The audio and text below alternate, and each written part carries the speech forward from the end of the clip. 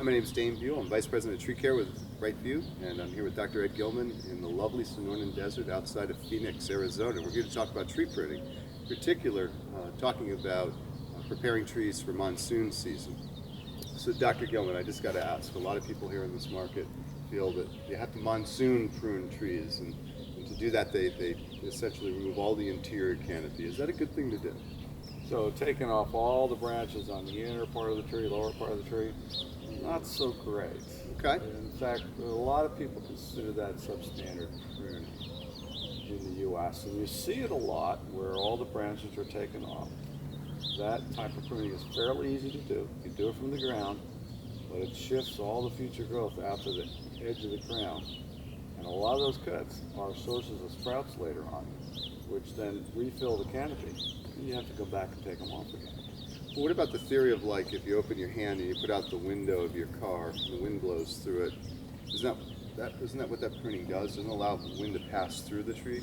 Yeah, great question. A lot of people think that too, but here's the thing: you put your hand out the car, and what gives you less force? Well, it's bringing your hand in closer to your body. Now it's a lot easier to keep your hand out the window. So instead of taking the lower branches off, actually taking the branches in the outer portion back, making some reduction cuts, gives you a better reduction in force, better reduction in storm damage than taking out the interior branches. Fascinating. Why do you think people prune trees like this? Why do you think people have started to do that? Because it's pretty academic here. I mean, you see this in almost every commercial landscape where this lionstone effect occurs. So why do you think that started? I think one of the reasons why you see it so commonly is it starts when the tree is planted. The tree is planted with typically a trunk 5 to about 8 feet tall, and then there's a cluster of branches. And each of those now grow because the tree is no longer in the nursery where the grower had sort of maintained it in a nice form, good structure, and now the sunlight encourages everything to grow. And it's easy to stand under the tree and put brush on the ground.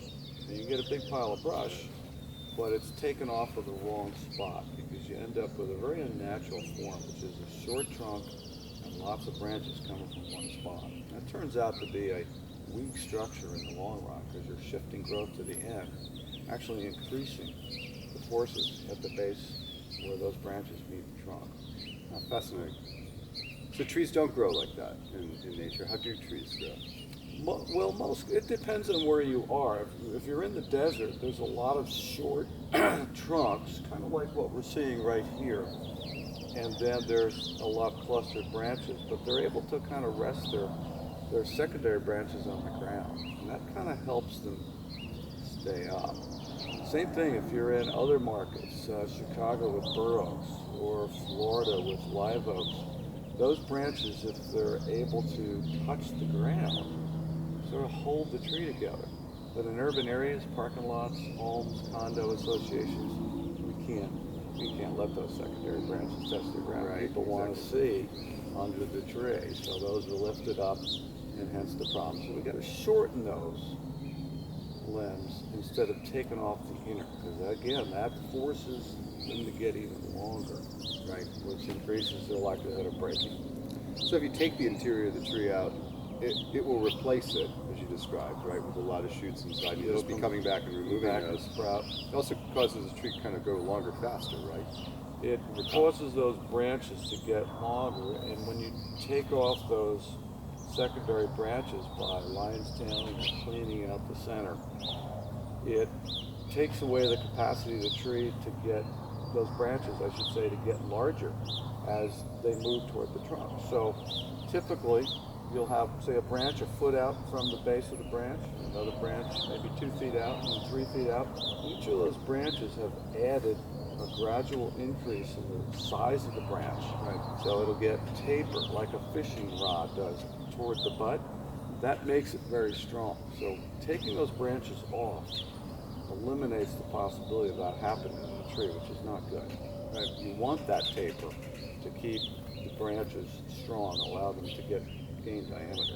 And that's what allows these large limbs to hang themselves in the air, right? Is that type of growth. Absolutely. And when they get a little bit too long, because we've taken off the interiors, they're now starting to droop. And often you'll have to end up taking them off the plant, making a big cut back here on the trunk, because you've taken away the capacity of that branch to get bigger, right? You've removed all these. Plus it's getting longer, and so it's going to start drooping and getting in the way, and then you kind of just run out of time. But well, what I mean by that is it's now gotten to the point where it's low, it can't grow up anymore, it's going to droop, get in the way, big cut, and then you start the process of decay at the trunk. Right. That's great information, and I think very useful to people here in the desert in preparing trees for monsoon season. Thank you very much. You bet. That's it.